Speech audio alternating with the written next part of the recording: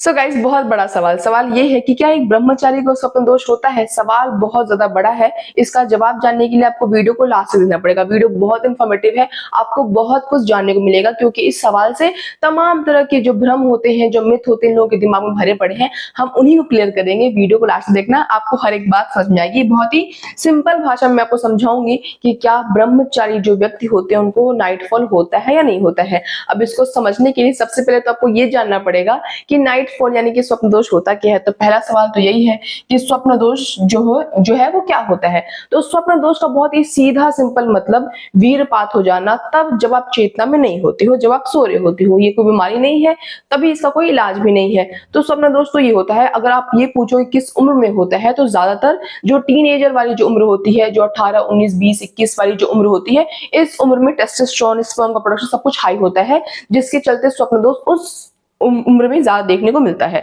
अब दूसरा सवाल ये है कि ब्रह्मचर्य का मतलब, सही मतलब क्या है।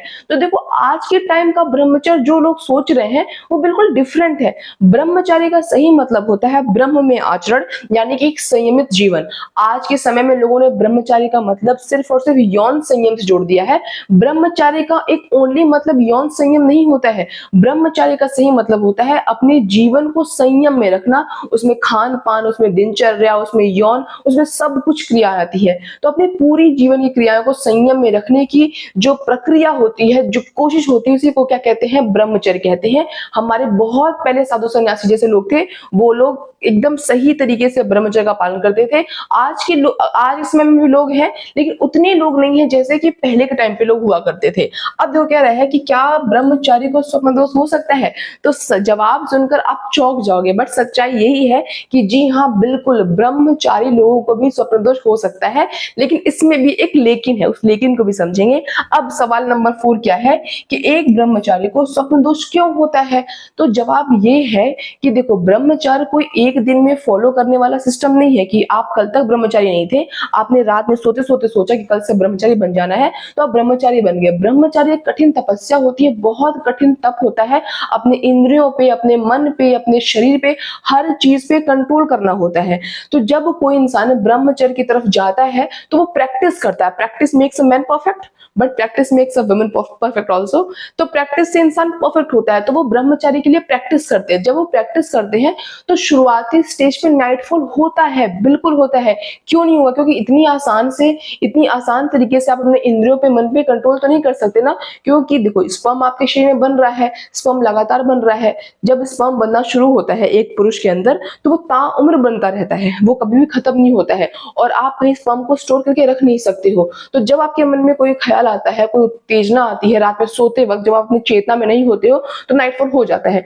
कभी कभार क्या होता है कि आप कुछ भी नहीं सोच रहे हो, लेकिन एक नेचुरल प्रक्रिया, क्लीनिंग की प्रक्रिया हो रही है, सफाई हो रही है। सफाई कैसी सफाई? सफाई ऐसी कि पुराना स्पर्म है, अब नया स्पर्म बन रहा है, तो पुराने स्पर्म को शरीर क्या करता है, बाहर निकालता है। तो उसके चलते भी नाइटफॉल हो जाता है। तो नाइटफॉल के प्रकार होते हैं। एक वो नाइटफॉल जो कि आपके जानते बूझते समझते हो रहा है, क्योंकि आपका कंटेंट अश्लील है, या फिर आप इन्हीं चीजों में, सेक्सुअल फैंटेसी, सेक्सुअल ड्रीम में लगे पड़े हो, उसके चलते आपको नाइटफॉल हो रहा है।